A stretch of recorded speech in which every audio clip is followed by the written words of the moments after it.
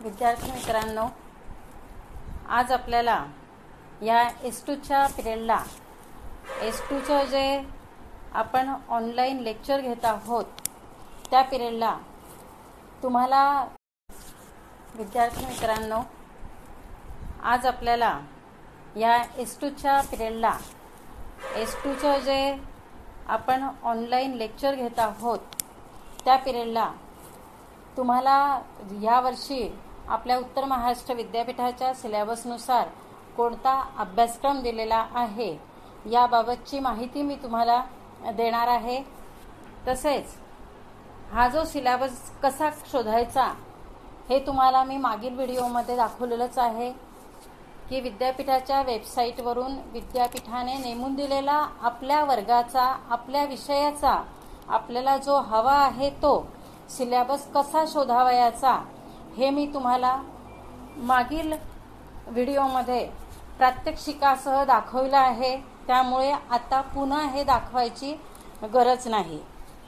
तर या S2च्या सिलेबसमध्ये आपल्याला 3 चॅप्टर्स दिलेले आहेत आणि पेपरचं नाव आहे DSE eco 233 advance macroeconomics part 1।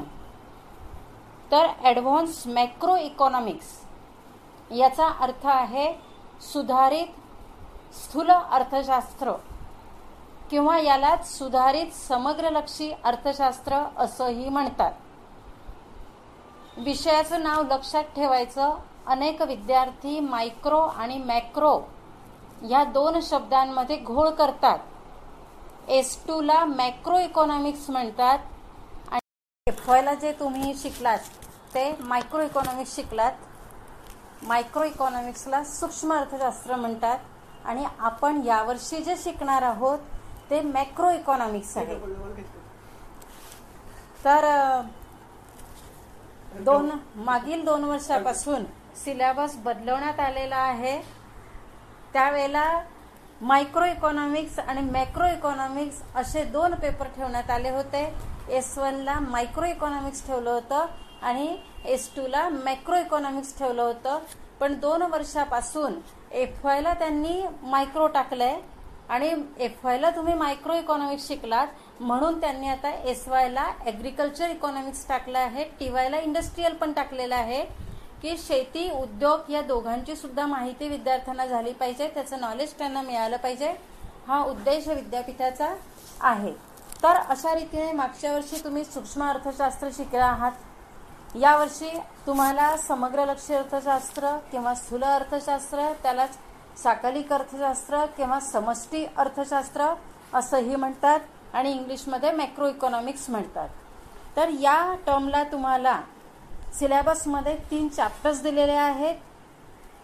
त्यातलं पहिल्या चॅप्टरचं नाव आहे समग्रलक्षी अर्थशास्त्राचा परिचय। तर यामध्ये कोणकोणत्या मुद्द्यांचा तुम्हाला अभ्यास करायचा आहे त्याचा विचार आता आपण करूया। त्यातला पहिला मुद्दा तुम्ही अभ्यासणार आहात समग्रलक्षी अर्थशास्त्राचा अर्थ, स्वरूप आणि व्याप्ती। तर समग्रलक्षी अर्थशास्त्राचा अर्थ काय, त्याच्या वेगवेगळ्या तज्ञांनी दिलेल्या व्याख्या कोणकोणत्या आहे याचा विचार तुम्हाला ह्या पहिल्या मुद्द्यात करायचा आहे। तर सूक्ष्म अर्थशास्त्र आणि स्थूल अर्थशास्त्र किंवा समग्रलक्षी अर्थशास्त्र हे अर्थशास्त्राचे 2 भाग जरी असले तरी ते अभ्यासाच्या सोयीसाठी पाडण्यात आलेले आहे। वास्तविक हे 2 वेगवेगळे अर्थशास्त्राचे प्रकार नाहीत, तर अभ्यासाच्या सोयीसाठी सूक्ष्म अर्थशास्त्र आणि स्थूल अर्थशास्त्र हे असे 2 भाग पाडण्यात आलेले आहेत। मागील वर्षी तुम्ही शिकला असाल की ज्या वेळेला अर्थव्यवस्थेतील विशिष्ट घटकाचा अभ्यास केला जातो तर त्यालाच सूक्ष्म अर्थशास्त्र म्हणतात, पण ज्या वेळेला संपूर्ण अर्थव्यवस्थेचा अभ्यास केला जातो तर त्यावेळेला स्थूल अर्थशास्त्र किंवा समग्रलक्षी अर्थशास्त्र त्याला म्हणत असतात। व्यक्तिगत उत्पन्नाचा अभ्यास हा स्थूल अर्थशास्त्राचा विषय होणार नाही, तर तो सूक्ष्म अर्थशास्त्राचा विषय होईल। तर राष्ट्रीय उत्पन्नाचा अभ्यास हा विषय मात्र स्थूल अर्थशास्त्राचा असेल। तर अशा रीतीने ज्या वेळेला व्यक्तिगत पातळीवरचा विचार होत असतो, व्यक्तिगत घटकांवरचा, विशिष्ट घटकांचा विचार होत असतो, तर त्यावेळेला तो विषय सूक्ष्म अर्थशास्त्राचा विषय असतो. पण जेव्हा अर्थव्यवस्थेच्या पातळीवरचा अभ्यास होत असतो, त्यामध्ये एकूण मागणी झाली, एकूण पुरवठा झाला, एकूण बचत, एकूण गुंतवणूक, एकूण उत्पन्न, एकूण लोकसंख्या असा अभ्यास होत असतो, तेव्हा तो विषय हा स्थूल अर्थशास्त्राचा असतो. तर वेगवेगळ्या तज्ज्ञांनी ज्या व्याख्या दिल्या आहेत त्याचा अभ्यास सुद्धा आपण या मुद्द्यामध्ये करणार आहोत. त्याचप्रमाणे समग्रलक्षी अर्थशास्त्राचं स्वरूप कसं समुच्चयात्मक आहे, त्यामध्ये एकूण मागणीचा, एकूण पुरवठ्याचा, एकूण उत्पादनाचा कसा अभ्यास होतो याचा विचार सुद्धा आपण समग्रलक्षी अर्थशास्त्राच्या स्वरूपामध्ये करणार आहोत. त्याचप्रमाणे पुढचा मुद्दा आहे समग्रलक्षी अर्थशास्त्राची व्याप्ती. व्याप्तीलाच समग्रलक्षी अर्थशास्त्राचे अभ्यास विषय असं सुद्धा म्हणतात. तर या मुद्द्यामध्ये समग्रलक्षी अर्थशास्त्रामध्ये कोणकोणत्या सिद्धांताचा अभ्यास होतो, कोणकोणत्या बाबींचा अभ्यास होतो याचा विचार आपण करणार आहोत. तर त्यामध्ये आंतरराष्ट्रीय व्यापार सिद्धांत किंवा परकीय व्यापार सिद्धांत, गुंतवणूक विषयक सिद्धांत, बचत विषयक सिद्धांत, एकूण मागणीचा अभ्यास, एकूण पुरवठ्याचा अभ्यास असा अभ्यास जो होत असतो त्याचा विचार आपण समग्रलक्षी अर्थशास्त्राच्या व्याप्तीमध्ये करणार आहोत. पुढचा मुद्दा आहे समग्रलक्षी अर्थशास्त्राचे महत्त्व. तर समग्रलक्षी अर्थशास्त्रामध्ये संपूर्ण अर्थव्यवस्थेचा अभ्यास होत असतो आणि त्यामुळे समग्रलक्षी अर्थशास्त्राचं महत्त्व सांगत असताना अनेक मुद्द्यांचा विचार करावा लागतो.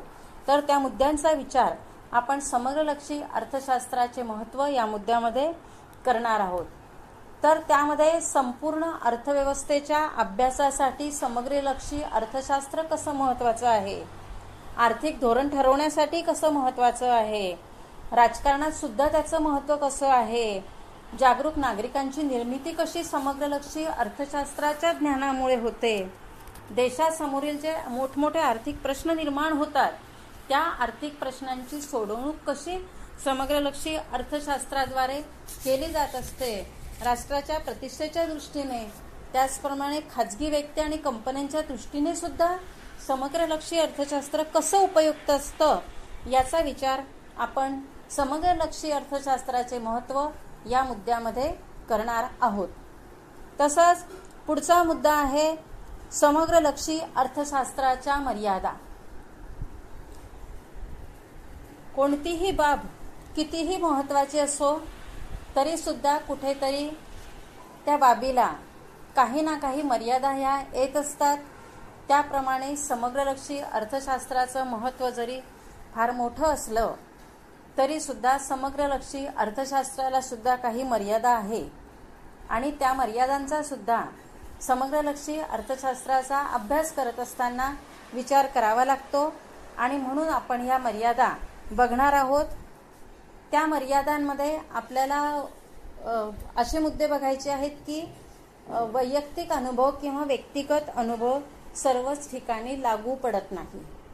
कारण व्यक्तीचं वर्तन एकटी असतानाचं वेगळं असतं, समाजातलं वर्तन हे वेगळं असतं. म्हणून व्यक्तीचे अनुभव सर्व समाजाला लागू करता येत नाही. ही समग्रलक्षी अर्थशास्त्राची पहिली मर्यादा आहे. कारण समग्रलक्षी अर्थशास्त्रामध्ये देशातील सर्व लोकांचा अभ्यास होत असतो, पण व्यक्तिगत पातळीवरचे अनुभव वेगळे, व्यक्तिगत पातळीवरचं व्यक्तीचं वर्तन वेगळं असतं आणि समाजातलं वर्तन वेगळं असतं आणि आपल्याला जे दिसतं ते समाजातलं वर्तन दिसतं.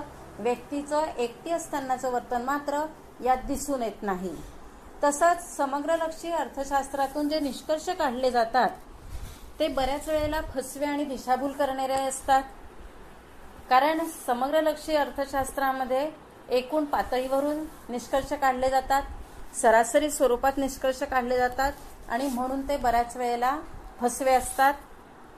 कसं असतं की काही वेळेला अन्नधान्याच्या किमतीत वाढ होत असते आणि त्याच वेळेला चैनीच्या वस्तूंच्या किमती मात्र स्थिर असतात. चैनीच्या किंवा ऐषारामी या वस्तूंच्या किमती स्थिर असतात. मग अशा वेळेला अन्नधान्याच्या किमती वाढत आहेत, चैनीच्या वस्तूंच्या किमती कमी होत आहेत, तर अशा वेळेला सरासरी निष्कर्ष काय निघेल की किमती स्थिर आहेत. मग हा निष्कर्ष बरोबर आहे का? अन्नधान्याच्या किमतीत वाढ होणं हे धोक्याचं आहे, याचा कुठेतरी विचार झाला पाहिजे. पण निष्कर्ष निघतो की किमती या स्थिर आहेत. त्याचप्रमाणे समग्रलक्षी अर्थशास्त्रामध्ये ज्या बेरजा केल्या जातात किंवा जे मोजमाप केलं जातं ते बऱ्याच वेळेला निरर्थक असतं. तसंच माहिती मिळवायला सुद्धा समग्रलक्षी अर्थशास्त्रामध्ये फार मोठी अडचण येत असते. कारण एकूण पातळीवरची माहिती मिळवायची असते, एकूण अर्थव्यवस्थेच्या पातळीवरची आकडेवारी मिळवायची असते. आणि ही एवढी मोठी आकडेवारी मिळवत असताना अनेक अडचणी येत असतात आणि त्यामुळे खरी आकडेवारी काही समोर येत नाही. समजा आपण लोकसंख्येची आकडेवारी म्हटलं किंवा राष्ट्रीय उत्पन्नाची आकडेवारी म्हटलं तरी सुद्धा तंतोतंत आकडा समोर येत नाही.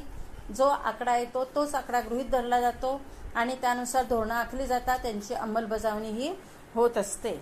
तर अशा रीतीने एकूण पातळीवरची माहिती मिळवत असताना समग्रलक्षी अर्थशास्त्रामध्ये अनेक अडचणी येत असतात आणि मिळणारी माहिती ही तंतोतंत मिळेलच याची खात्री काही त्यामुळे देता येत नाही. तर अशा रीतीने आपण ह्या मुद्द्यामध्ये समग्रलक्षी अर्थशास्त्राच्या मर्यादांचा अभ्यास करणार आहोत. पुढचा मुद्दा आपण बघणार आहोत की समग्रलक्षीय आर्थिक विरोधाभास. तर सूक्ष्म अर्थशास्त्रातले काही निष्कर्ष हे समग्रलक्षी अर्थशास्त्राला लागू करण्याचा प्रयत्न केला तर त्यातून काही विरोधाभास निर्माण होतात आणि त्यांनाच समग्रलक्षीय आर्थिक विरोधाभास असं म्हणतात. म्हणजे समग्रलक्षी अर्थशास्त्रात सूक्ष्म अर्थशास्त्रातील ते निष्कर्ष खोटे ठरत असतात. त्यातून वेगळीच परिस्थितीही निर्माण होत असते. सूक्ष्म अर्थशास्त्रात ते निष्कर्ष बरोबर असतात पण ते निष्कर्ष समग्रलक्षी अर्थशास्त्रात लागू करायचा प्रयत्न केला तर ते मात्र चूक असतात. त्यांना समग्रलक्षीय आर्थिक विरोधाभास म्हणतात. मग हे विरोधाभास दोन प्रकारचे आहेत. एक बचतीचा विरोधाभास किंवा काटकसरीचा विरोधाभास आणि रोजगाराचा विरोधाभास. तर ह्या मुद्द्यामध्ये आपल्याला या दोन्ही मुद्द्यांचा विचार करायचा आहे. बचतीचा विरोधाभास किंवा काटकसरीचा विरोधाभास म्हणजे काय? बचत करणं किंवा काटकसर करणं हा चांगला गुण असतो. एका व्यक्तीने बचत केली हे त्या व्यक्तीच्या दृष्टीने चांगलं आहे, पण संपूर्ण समाजानेच जर बचत करायची ठरवली तर देशातील एकूण बचत वाढते आणि त्यामुळे गुंतवणूक कमी होते. गुंतवणूक कमी झाल्यामुळे त्याचा उत्पादनावर, रोजगार पातळीवर परिणाम होत असतो. इथे बचतीचा अर्थ स्वतःजवळ संचय ठेवणे हा असा आपण पकडायचा आहे. तर अशा रीतीने एका व्यक्तीने केलेली बचत ही योग्य असली तरी संपूर्ण समाजानेच जर बचत करायचं म्हटलं, काटकसर करायचं म्हटलं तर तिचा खर्च कमी होईल. तिचा खर्च कमी झाल्यामुळे मागणी कमी होईल. मागणी कमी झाल्यामुळे उत्पादन पातळी कमी होईल. उत्पादन पातळी कमी झाल्यामुळे रोजगारात घट होईल आणि रोजगारात घट झाल्यामुळे लोकांचं उत्पन्न कमी होऊन पर्यायाने राष्ट्रीय उत्पन्न सुद्धा कमी होईल. देशाचा आर्थिक विकास त्यामुळे कमी होईल. तर अशा रीतीने एका व्यक्तीने बचत केलेलं योग्य असलं तरी संपूर्ण समाजाने बचत करणं हे चुकीचं असतं. तसंच आपल्याला या विरोधाभासांमध्ये रोजगाराचा विरोधाभास सुद्धा पाहायचा आहे. तर सनातनपंथीय अर्थतज्ञांनी असं म्हटलं होतं की अर्थव्यवस्थेमध्ये नेहमी पूर्ण रोजगार असतो. अर्थव्यवस्था ही पूर्ण रोजगार पातळीलाच समतोलात येते आणि त्यांनी असं सांगितलं होतं की अर्थव्यवस्थेत जरी बेरोजगार निर्माण झाला तरी सुद्धा ती काही उपायांनी आपल्याला बेरोजगारी दूर करता येते. आणि त्यासाठी त्यांनी मार्ग असा सांगितला होता की कर्मचाऱ्यांचे पगार कमी करायचे, कर्मचाऱ्यांचं वेतन कमी करायचं. कारण वस्तूच्या किमतीमध्ये कर्मचाऱ्यांच्या वेतनाचा समावेश असतो आणि जर कर्मचाऱ्यांचं वेतन कमी केलं तर वस्तूची किंमत कमी राहील. वस्तूची किंमत कमी राहिल्यामुळे मागणी वाढेल. कारण किंमत सिद्धांतानुसार किंमत कमी झाली की मागणी वाढते. म्हणून कर्मचाऱ्यांचं वेतन कमी केलं की वस्तूची किंमत कमी राहील आणि वस्तूची किंमत कमी राहिल्यामुळे मागणी वाढेल. मागणी वाढली की उत्पादकांना उत्पादन वाढवायची प्रेरणा मिळेल. ते उत्पादन वाढवतील. बेकार असणाऱ्या लोकांना ते कामावर घेतील आणि त्यामुळे जे लोक बेरोजगार आहेत त्यांना रोजगार मिळेल. बेरोजगार लोकांना रोजगार मिळाल्यामुळे त्यांच्या हातात उत्पन्न येईल. त्यांच्या हातात उत्पन्न आले की ते मागणी आणखी वाढवतील, पुन्हा उत्पादन वाढेल, पुन्हा रोजगार वाढेल आणि आणखी बेकारी कमी होईल. तर अशा रीतीने सनातन पंथीयांनी जो मार्ग सांगितला होता हा वरवर जरी बरोबर वाटत असला तर ते एखाद्या कारखान्याच्या बाबतीत हे धोरण योग्य ठरेल, पण सर्व कारखान्याच्या बाबतीत हे धोरण राबवण्यात आलं तर त्याचे गंभीर परिणाम होतील. उलट बेरोजगारीत प्रचंड प्रमाणावर वाढ होणार आहे. कारण जर देशातील सर्वच कारखानदारांनी असं ठरवलं की आपण कर्मचाऱ्यांचं वेतन कमी करायचं, कर्मचाऱ्यांचं वेतन कमी केलं तर कर्मचारी शांत बसणार नाही. ते संप करतील, उपोषण करतील, मोर्चे काढतील, काम बंद आंदोलन करतील आणि याचा परिणाम उत्पादनामध्ये उलट आणखी घट होईल आणि त्यामुळे बेरोजगारीत आणखी वाढ होणार आहे. आणि कर्मचाऱ्यांचं वेतन कमी केल्यामुळे त्यांचं उत्पन्न कमी होईल आणि त्यामुळे त्यांचा उपभोग खर्च कमी होईल, त्यांची मागणी कमी होईल. त्यांची मागणी कमी झाल्यामुळे उत्पादनात घट होईल, उत्पादनातील घटीमुळे रोजगार कमी होईल आणि बेरोजगारीत आणखी वाढ होईल.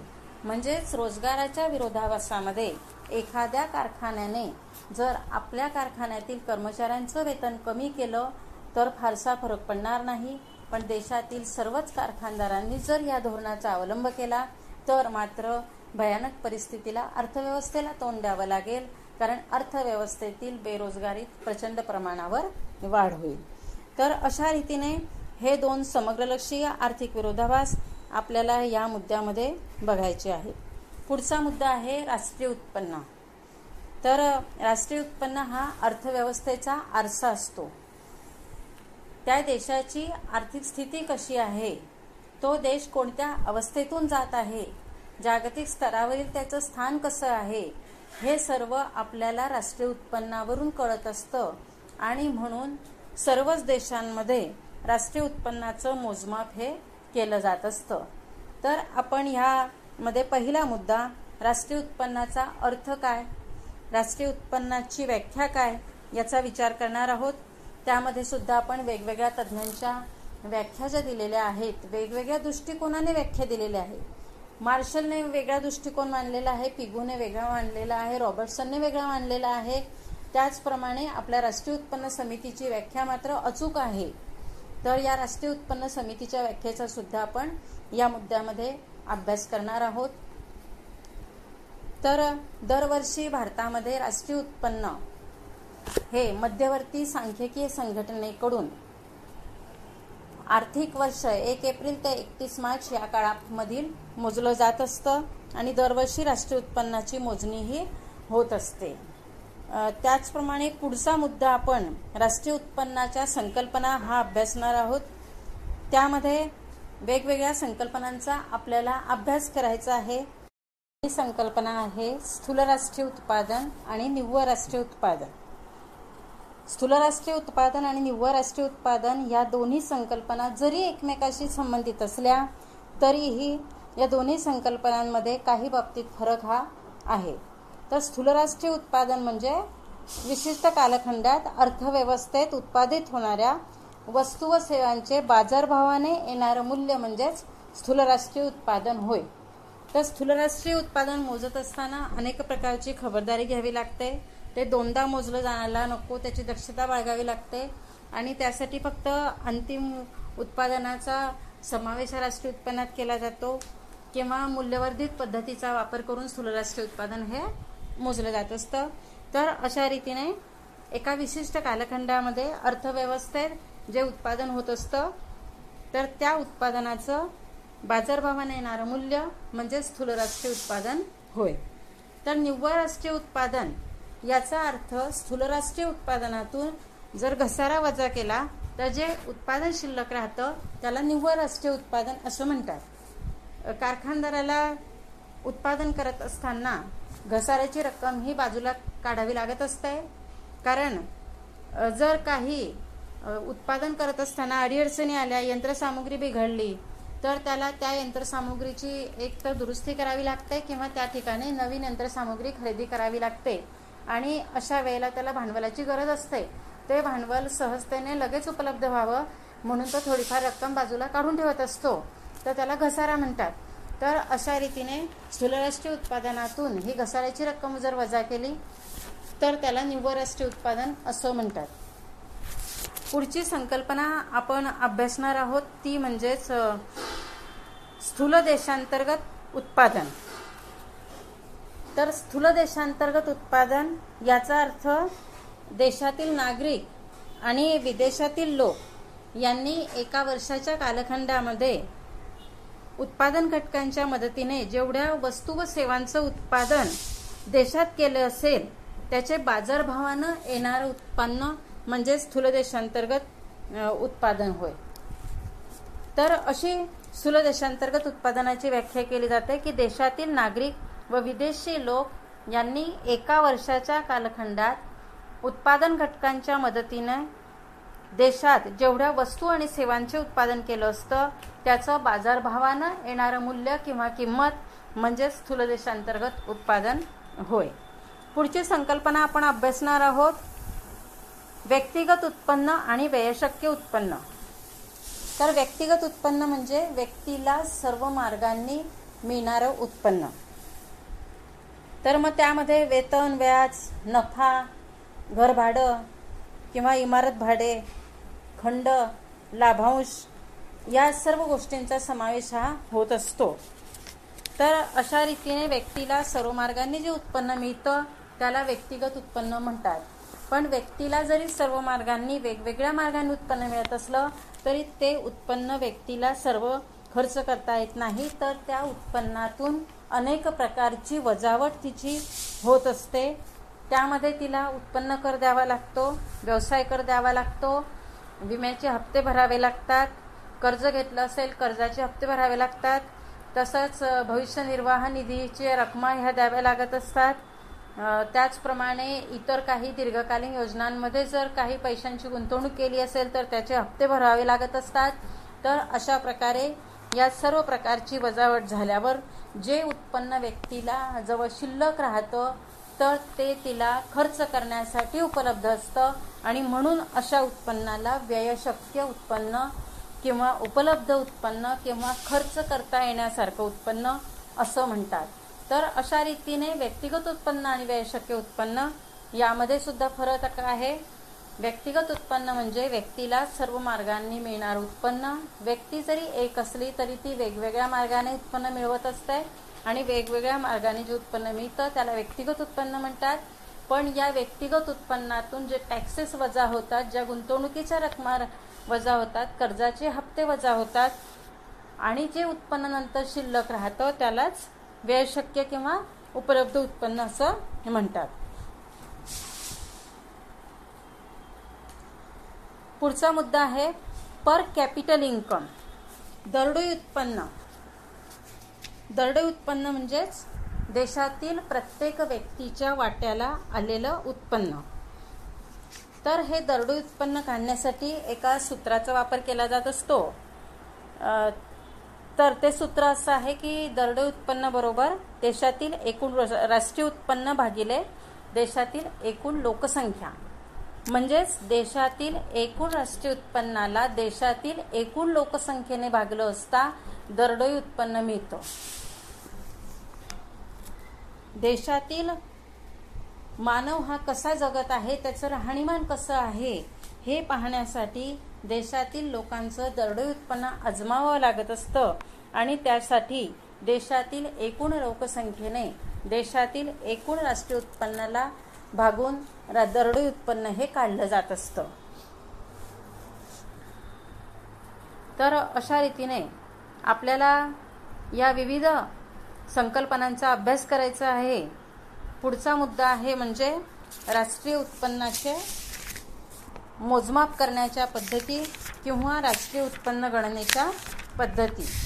तर राष्ट्रीय उत्पन्न दरवर्षी मोजलं जात असतं. तुम्हाला सुरुवातीलाच मी सांगितलं की मध्यवर्ती सांख्यिकीय संघटना CSO तिलाच इंग्लिशमध्ये म्हणतात किंवा CSOचा लॉंग फॉर्म आहे सेंट्रल स्टॅटिस्टिकल ऑर्गनायझेशन. या संस्थेकडून भारतामध्ये दरवर्षी राष्ट्रीय उत्पन्नाचं मोजमाप हे होत असतं. तर राष्ट्रीय उत्पन्न मोजमापाच्या 3 पद्धती आहे. पहिली पद्धत म्हणजे उत्पादन पद्धत, दुसरी पद्धत म्हणजे उत्पन्न पद्धत आणि तिसरी पद्धत म्हणजे खर्च पद्धत.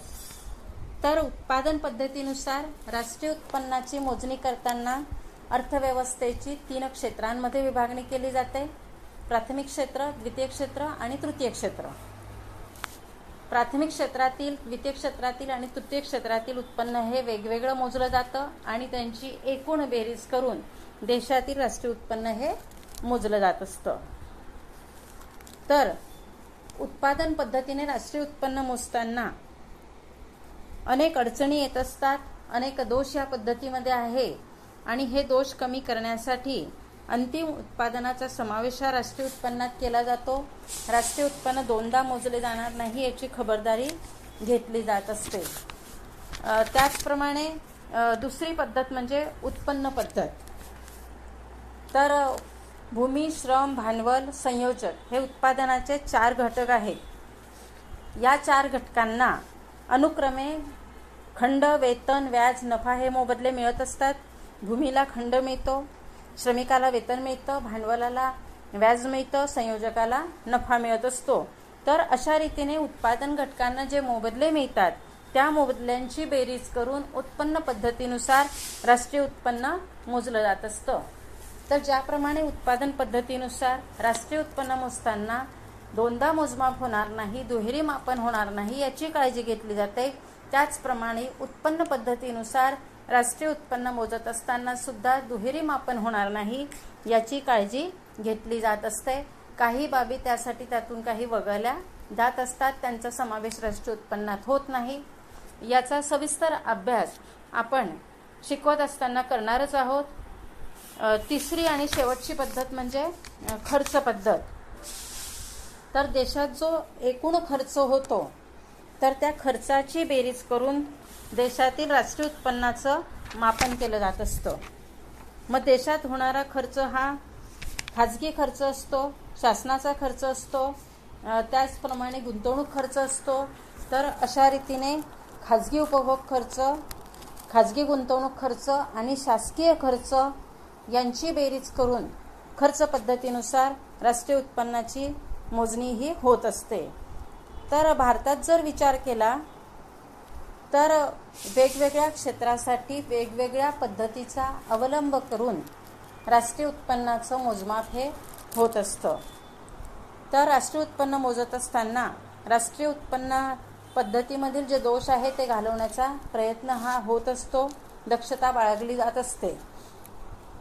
तरी सुद्धा एवढं काळजी घेऊन सुद्धा राष्ट्रीय उत्पन्न मोजमाप करत असताना अनेक अडचणी या येत असतात. त्या अडचणींचा आपल्याला पुढील मुद्द्यात अभ्यास करायचा आहे. तर राष्ट्रीय उत्पन्न मोजताना ज्या अडचणी येतात तर त्या अडचणी ह्या 2 प्रकारच्या आहेत.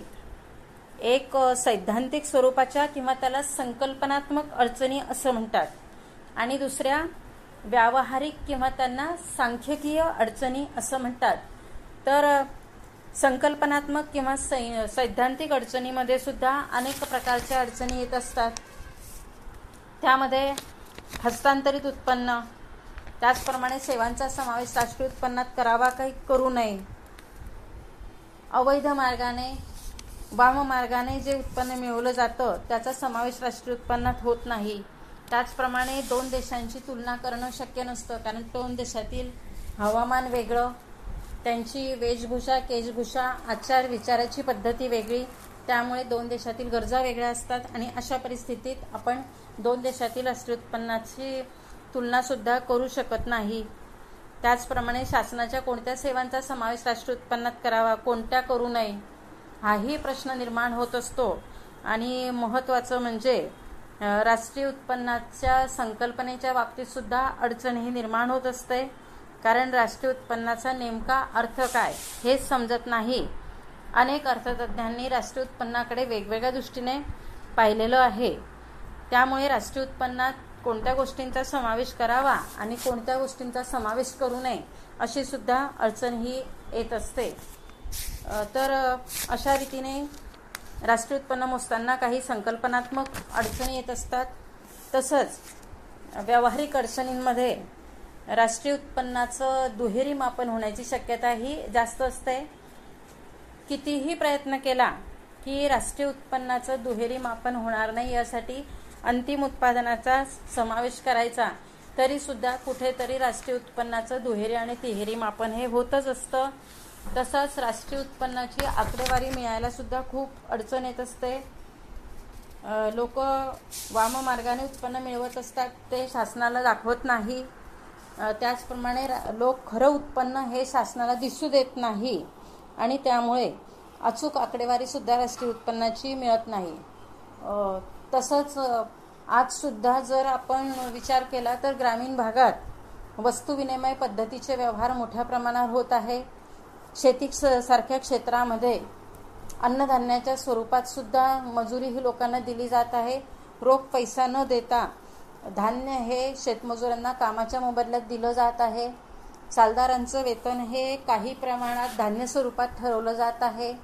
त्याचप्रमाणे वस्तूच्या बदल्यात वस्तू घेण्याची पद्धतसुद्धा ही काही प्रमाणात आजसुद्धा चालू आहे. त्याचप्रमाणे महत्त्वाचं म्हणजे राष्ट्रीय उत्पन्न मोजताना लोकांचा अनुकूल प्रतिसाद मिळणं महत्त्वाचं आहे. पण लोक शासनाला खरे उत्पन्नाचे आकडे देत नाही. ते टॅक्स चुकवण्यासाठी खोटं उत्पन्न सांगतात आणि तेच उत्पन्न राष्ट्रीय उत्पन्नात येत असतं आणि त्यामुळे राष्ट्रीय उत्पन्न आहे त्यापेक्षा सुद्धा कमी दिसतं. अशा रीतीने काही ठिकाणी राष्ट्रीय उत्पन्न आहे त्यापेक्षा कमी दिसतं, तर काही ठिकाणी आहे त्यापेक्षा सुद्धा ते जास्त दिसत असतं आणि त्यामुळे राष्ट्रीय उत्पन्न मोजताना अनेक अडचणी ह्या येत असतात. आता ही झाली सर्व अर्थव्यवस्थांमध्ये निर्माण होणाऱ्या अडचणी. विकसनशील अर्थव्यवस्थेचा विचार केला कारण आपल्याला पुढच्या मुद्द्यामध्ये एक वेगळ्या प्रकारे सुद्धा जायचं आहे. त्यामध्ये असं आहे की विकसनशील अर्थव्यवस्थेत राष्ट्रीय उत्पन्न मोजताना कोणत्या अडचणी येतात. तर विकसनशील अर्थव्यवस्था म्हणजेच विकासाच्या मार्गावर असणारी अर्थव्यवस्था. या अर्थव्यवस्थेचा पूर्णपणे विकास झालेला नसतो. ही विकासाच्या दृष्टीने प्रयत्न करत असते आणि विकसनशील अर्थव्यवस्थेमध्ये ग्रामीण भागाचं प्रमाण जास्त असतं. शेतीप्रधान ही अर्थव्यवस्था असते. त्याचप्रमाणे अशिक्षित लोकांचं प्रमाणसुद्धा अशा अर्थव्यवस्थेत जास्त असतं आणि त्यामुळे अशा अर्थव्यवस्थेत राष्ट्रीय उत्पन्न मोजताना तर खूपच अनेक अडचणी येत असतात. त्या अडचणींचा विचारसुद्धा आपण ह्या मुद्द्यामध्ये करणार आहोत. पुढचा मुद्दा आपण पाहणार आहोत की राष्ट्रीय उत्पन्न मापनाचं महत्त्व. आता दरवर्षी देशामध्ये राष्ट्रीय उत्पन्न हे मोजलं जातं, तर हे कशासाठी, त्याचं महत्त्व काय आहे याचा विचार आपण ह्या मुद्द्यांमध्ये पाहणार आहोत. तर त्यामध्ये आपण काही मुद्दे अभ्यासणार आहोत. त्यातील मुद्द्यांची एक थोडक्यात नावं मी तुम्हाला आता सांगते आहे कारण शिकवत असताना याचा सविस्तर अभ्यास होणारच आहे. तर महत्त्वाचं म्हणजे राष्ट्रीय उत्पन्नाच्या आकडेवारीवरून आपल्या देशाच्या आर्थिक विकासाचा वेग आपल्याला कळतो की देशाचा आर्थिक विकास कोणत्या दराने होत आहे, तो मागील काळात किती होता, वर्तमान काळात किती आहे याची आकडेवारी आपल्याला कळते आणि त्यामुळे आपली अर्थव्यवस्था ही मागील काळाच्या तुलनेने आता प्रगत काळात कशा स्थितीत आहे, आर्थिक विकासात वाढ होत आहे का घट होत आहे, कोणतं क्षेत्र आघाडीवर आहे, कोणतं क्षेत्र मागे आहे, मग कोणत्या क्षेत्राचा विकास करणं गरजेचं आहे, हे राष्ट्रीय उत्पन्नाच्या आकडेवारीवरून कळतं. म्हणजेच सरकारला सुद्धा जी वेगवेगळ्या प्रकारची धोरणं ठरवावी लागतात, कर विषयक धोरण असो, बचत विषयक धोरण असो, गुंतवणूक विषयक धोरण असो, ही धोरणं ठरवत असताना सरकारला सुद्धा राष्ट्रीय उत्पन्नाची आकडेवारी ही महत्त्वाची असते. कारण सरकारला राष्ट्रीय उत्पन्न देशातलं किती आहे हे माहीत असणं गरजेचं असतं. त्याचप्रमाणे राष्ट्रीय उत्पन्नाच्या आकडेवारीवरून देशातील लोकांची आर्थिक स्थिती कशी आहे, त्यांचं राहणीमान कसं आहे हे सुद्धा कळत असतं. लोकांची राहणीमानाची पातळी सुद्धा कळते कारण लोकांचं राहणीमान हे उच्च दर्जाचं असेल तरच त्यांचं आरोग्य चांगलं असतं आणि आरोग्य चांगलं असेल तरच त्यांची कार्यक्षमता ही चांगली असते आणि म्हणून लोकांचं राहणीमान आजमावणं सुद्धा गरजेचं असतं आणि राष्ट्रीय उत्पन्नाच्या आकडेवारीवरून लोकांच्या राहणीमानाची कल्पना ही येत असते. त्याचप्रमाणे देशातील ज्या आर्थिक समस्या आहेत, काही दोष आहेत, त्रुटी आहेत, यांची कल्पनासुद्धा राष्ट्रीय उत्पन्नाच्या आकडेवारीवरून कळत असते आणि मग हे दोष घालवण्यासाठी काय केलं पाहिजे याबाबत उपाययोजनासुद्धा करता येत असतात. तसंच दोन देशातील आर्थिक स्थितीची तुलनासुद्धा राष्ट्रीय उत्पन्नाच्या आकडेवारीवरून करता येते. विकसित देशांची तुलना करता आपला देश कोणत्या स्थितीत आहे, मग आपण त्यांच्या बरोबरीने जाण्यासाठी काय केलं पाहिजे, त्या देशामध्ये कोणती धोरणं राबवली जातात, याचा अभ्याससुद्धा त्यातून होत असतो. आणि अशा रीतीने दोन देशांची तुलनासुद्धा राष्ट्रीय उत्पन्नाच्या आकडेवारीवरून करता येते. तसंच आर्थिक नियोजनासाठी ते उपयुक्त असतं. संशोधकांना, अभ्यासकांना सुद्धा राष्ट्रीय उत्पन्नाची आकडेवारी अतिशय महत्त्वाची असते. अर्थव्यवस्थेतील विविध क्षेत्रांचा विकास सुद्धा राष्ट्रीय उत्पन्नाच्या आकडेवारीतूनच आपल्याला कळत असतो. दोन भिन्न कालखंडातील आर्थिक स्थितीची तुलना सुद्धा आपल्याला राष्ट्रीय उत्पन्नाच्या आकडेवारीतूनच कळत असते. तर अशा रीतीने राष्ट्रीय उत्पन्नाच्या मोजमापातून अनेक गोष्टींची माहिती आपल्याला होत असते आणि देशासमोरील ज्या अनेक समस्या आहेत त्यांची सोडवणूक सुद्धा करता येणं शक्य असतं. ह्या प्रकरणातला शेवटचा मुद्दा आहे राष्ट्रीय उत्पन्नाचा चक्राकार प्रवाह. तर राष्ट्रीय उत्पन्न हे कुटुंबाकडून उद्योग संस्थेकडे आणि उद्योग संस्थेकडून कुटुंबाकडे असं चक्राकार गतीनं फिरत असतं आणि त्यालाच राष्ट्रीय उत्पन्नाचा चक्राकार प्रवाह असं म्हणतात. तर या मुद्द्यामध्ये आपण एक डायग्राम काढणार आहोत आणि त्या डायग्रामच्या सहाय्यानं ही संकल्पना आपण बघणार आहोत, कारण डायग्राममुळे तुम्हाला संकल्पना लवकर समजण्याला सोपी होते आणि म्हणून डायग्रामच्या मदतीने आपण ही संकल्पना अभ्यासणार आहोत. तर या संकल्पनेमध्ये कुटुंबाकडून उद्योग संस्थेकडे राष्ट्रीय उत्पन्न कसं जातं आणि उद्योग संस्थेकडून पुन्हा ते कुटुंबाकडे कसं जातं याचा विचार आपण करणार आहोत. कारण कुटुंब उद्योग संस्थेला भूमी, श्रम, भांडवल, संयोजन हे घटक पुरवत असते आणि उद्योग संस्था या घटकांचा वापर करून उत्पादन करत असते आणि त्यासाठी उद्योग संस्था कुटुंबाला खंड, वेतन, व्याज, नफा हे मोबदले देत असते आणि अशा रीतीने उद्योग संस्थेकडून कुटुंबाला हे उत्पादन घटक पुरवल्याबद्दल, सेवा पुरवल्याबद्दल जे मोबदले मिळतात त्या मोबदल्यांचा, त्या उत्पन्नाचा उपयोग कुटुंब उद्योग संस्थेने उत्पादित केलेल्या वस्तू आणि सेवा खरेदी करण्यासाठी करत असते आणि त्यामुळे कुटुंबाकडून पुन्हा उत्पन्न हे उद्योग संस्थेकडे जातं. उद्योग संस्था त्या उत्पन्नाचा उपयोग पुन्हा उत्पादन वाढीसाठी करत असते आणि ते उत्पन्न उत्पादन घटकांना मोबदले म्हणून म्हणजेच कुटुंबांना पुरवत असते. अशा रीतीने कुटुंबाकडून उद्योग संस्थेकडे आणि उद्योग संस्थेकडून कुटुंबाकडे राष्ट्रीय उत्पन्न गोल चक्राकार गतीने फिरत असतं. तर अशा रीतीने हे पहिलं चॅप्टर जरी थोडंसं मोठं असलं तरी सोपं आहे, काही कठीण नाही आहे. दुसरं चॅप्टर आहे रोजगार सिद्धांताबाबतचं. क्लासिकल व्ह्यू, सनातनपंथीय दृष्टिकोन आणि रोजगार सिद्धांत. तर या चॅप्टरमध्ये आपल्याला सनातनपंथीयांचा रोजगार सिद्धांत, त्याचप्रमाणे केन्सचा रोजगार सिद्धांत या दोन्ही सिद्धांताचा अभ्यास करायचा आहे. सनातनपंथीय सिद्धांत याचा अर्थ ॲडम स्मिथ, रिकार्डो आणि से हे तीन अर्थतज्ञ हे सनातनपंथीय सिद्धांत म्हणून संबोधले जातात. आता तुम्हाला प्रश्न पडला असेल की सनातनपंथीय, नवसनातनपंथीय हा प्रकार काय आहे.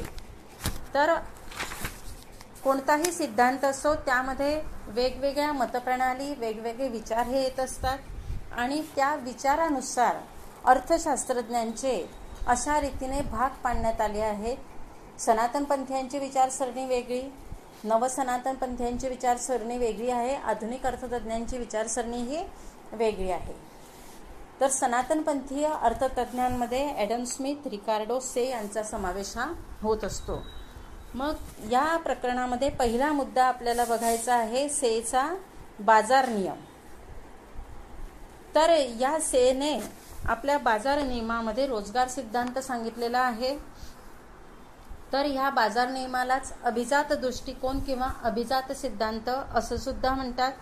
आणि सेने जो हा सिद्धांत सांगितला होता तो सर्व सनातनपंथीय सिद्धांतांना मान्य होता, सनातनपंथीय अर्थतज्ञांना मान्य होता आणि म्हणून या सिद्धांताला किंवा या नियमाला सेचा बाजार नियम किंवा सेचा नियम, अभिजात दृष्टिकोन असं नाव देण्यात आलेलं आहे. तर सेने जो सिद्धांत सांगितला किंवा सेने जो बाजार नियम सांगितला तो असा आहे की पुरवठा नेहमीच आपली मागणी निर्माण करतो. से असं म्हणतो की अर्थव्यवस्थेत जेवढा पुरवठा असतो त्या सर्व पुरवठ्याला मागणी येते, त्यामुळे अतिरिक्त मालाचे साठे बाजारात शिल्लक राहत नाही. आणि मग अशा रीतीने बाजारात जर अतिरिक्त मालाचे शिल्लक साठे राहत नसतील तर बेरोजगारीचा प्रश्न सुद्धा अशा अर्थव्यवस्थेत नसतो असं से म्हणतो. कारण सनातनपंथीयांचे सर्व सिद्धांत हे दोन गृहितांवर आधारित आहे. एक, अर्थव्यवस्थेत पूर्ण स्पर्धा असते आणि दुसरं, अर्थव्यवस्थेत पूर्ण रोजगार असतो. आणि म्हणून सेने सुद्धा आपल्या बाजार नियमात असं म्हटलेलं आहे की अर्थव्यवस्था पूर्ण रोजगार असताना समतोल अवस्थेत येत असते आणि पुरवठा हा मागणी निर्माण करत असतो. जरी अर्थव्यवस्थेत बेरोजगारी निर्माण झाली तरी सुद्धा ही तात्पुरती असते, अल्पकाळासाठी असते आणि काही मार्गांनी, कर्मचाऱ्यांच्या वेतनात कपात करणे वगैरे सारख्या मार्गांनी ही बेरोजगारी दूर करता येते. पण सेने जो सिद्धांत हा जो सांगितला तर या सिद्धांतामध्ये अनेक दोष होते आणि केन्सने या सिद्धांताचा अभ्यास करून या दोषांवर कडाडून हल्ला केला आणि त्याने सेच्या बाजार नियमावर अनेक टीका सुद्धा केल्या होत्या.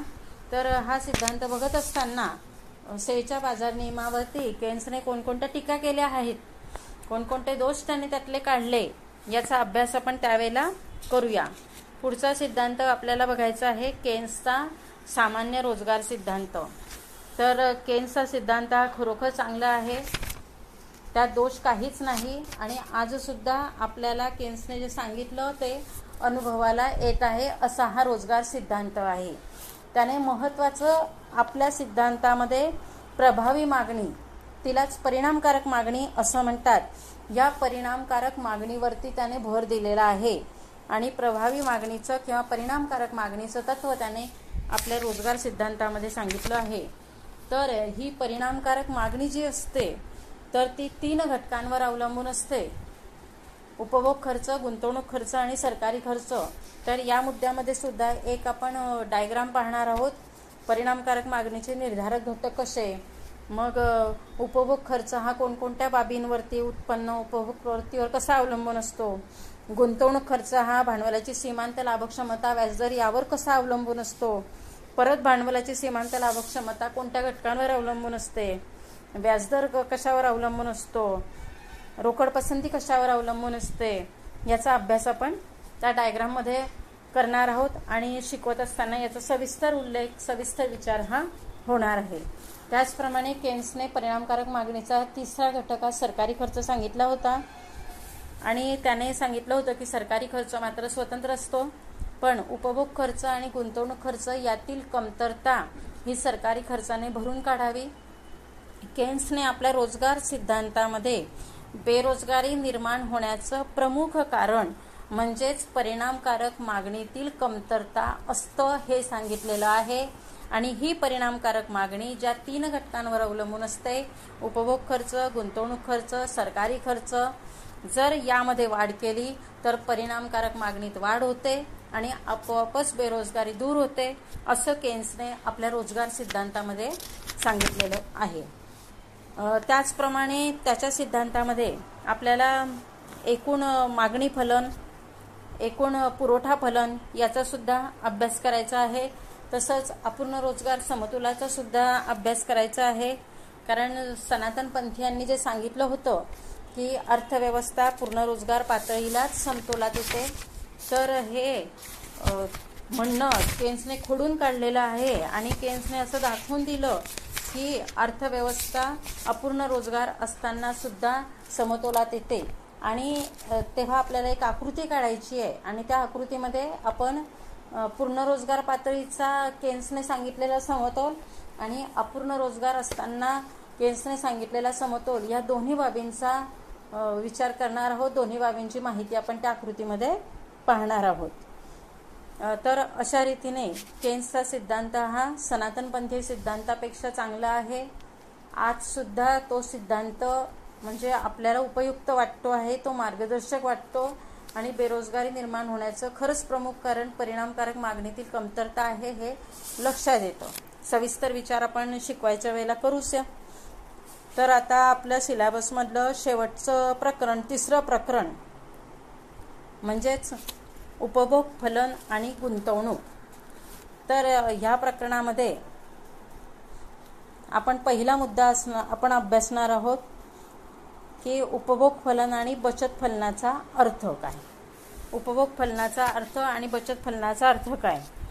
तर उपभोग फलन हे उत्पन्नावरती अवलंबून असतं. उपभोग फलनालाच उपभोग प्रवृत्ती असं सुद्धा म्हणतात.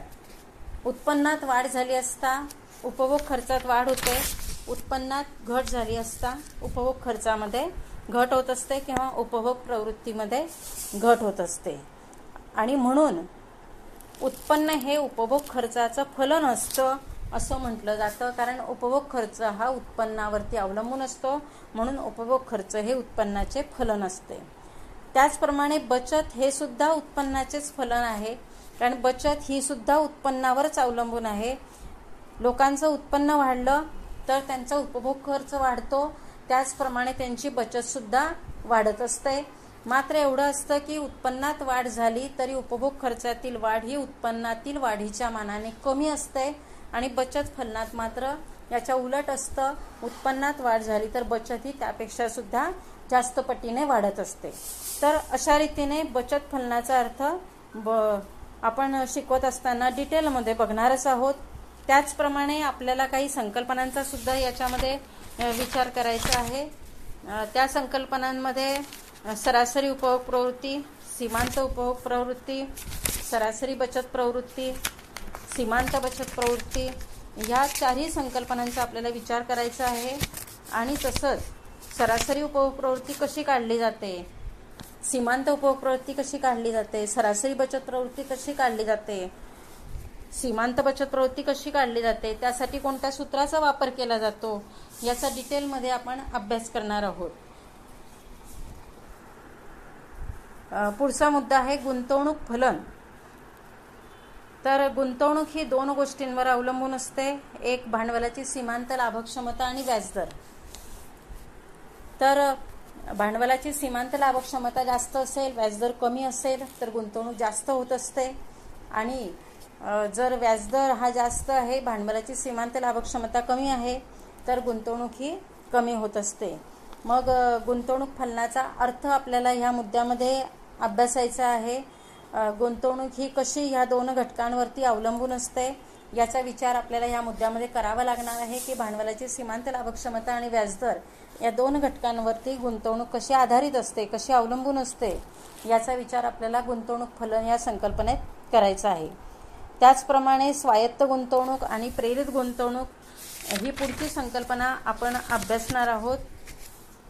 स्वायत्त गुंतवणूक आणि प्रेरित गुंतवणूक ही काळाशी संबंधित असते. तर याचा अभ्यास आपल्याला या दोन्ही संकल्पनांमध्ये करायचा आहे की स्वायत्त गुंतवणूक आणि प्रेरित गुंतवणूक. तर प्रेरित गुंतवणूक ही दीर्घकाळाशी संबंधित असते.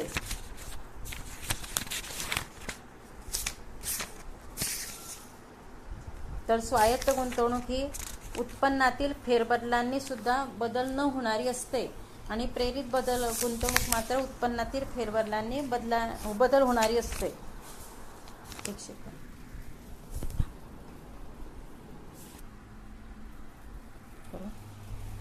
तर अशा रीतीने स्वायत्त गुंतवणूक ही अल्पकाळाशी संबंधित असते.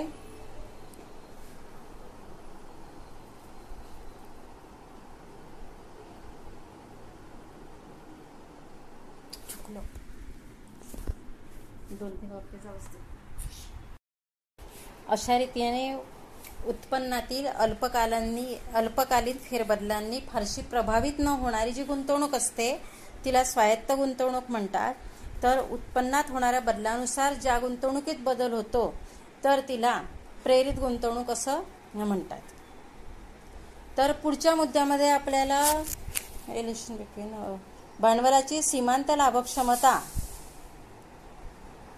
आणि गुंतवणूक यांचा अभ्यास करायचा आहे की भांडवलाची सीमांत लाभक्षमता जास्त असेल तर गुंतवणूक कशी जास्त असते भांडवलाची सीमांत लाभक क्षमता कमी असेल तर गुंतवणूक कशी कमी होते, याचा काय संबंध असतो भांडवलाची सीमांत लाभक क्षमता आणि गुंतवणूक यांचा अभ्यास आपल्याला या मुद्द्यात करायचा आहे.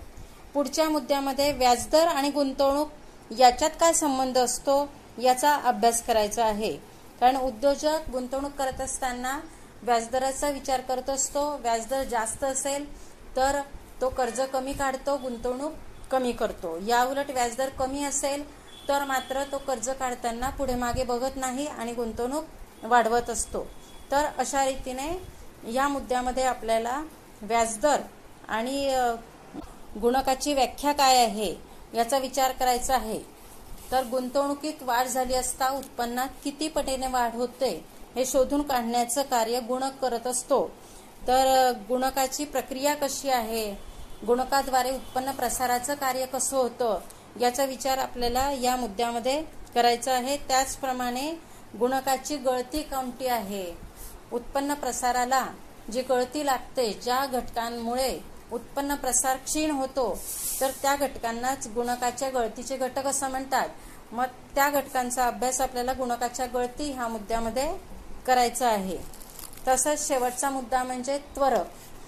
तर ज्याप्रमाणे गुंतवणुकीत वाढ झाली असता उत्पन्नात वाढ होते, त्याचप्रमाणे उपभोग खर्चात वाढ झाली असता उत्पन्नात वाढ होते आणि हे शोधण्याचं कार्य त्वरक किंवा प्रवेग ही संकल्पना करत असते.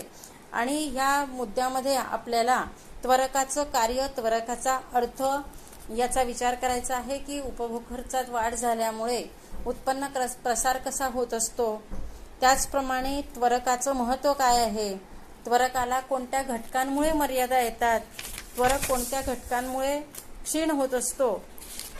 तर याचा अभ्यास आपल्याला या त्वरकाच्या मर्यादा ह्या मुद्द्यामध्ये करायचा आहे. तर अशा रीतीने आपल्याला 3 चॅप्टरचा अभ्यास या सेमला करायचा आहे. सिलेबस सोपा आहे, काहीच कठीण नाही. आणि शेवटच्या पेजवरती रेफरन्स बुक दिलेले आहेत. त्याच्यात इंग्लिश बुक आहेत, त्यातले काही आपल्या कॉलेजमध्ये सुद्धा आहेत, ते आपण काढायचे आहेत आणि अभ्यास करायचा आहे. त्याचप्रमाणे या व्हिडिओच्या सुरुवातीला एका पुस्तकाचा फोटो मी दिलेला आहे. तर हे पुस्तक सुद्धा मराठी मीडियम मधलं आपल्या कॉलेजमध्ये दिलेलं आहे. मीच लिहिलेलं पुस्तक आहे हे.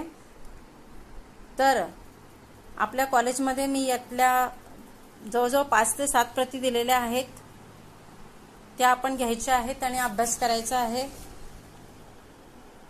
तर अशा रीतीने सिलेबस हा अतिशय सोपा आहे. पुढच्या लेक्चरला आपण पहिल्या मुद्द्याला सुरुवात करणार आहोत आणि 4 ते 5 मुद्दे झाले, राष्ट्रीय उत्पन्नापर्यंत आपण आलो की तुमची एक छोटीशी क्विज घेणार आहोत. ओके, किती मिनिटाचा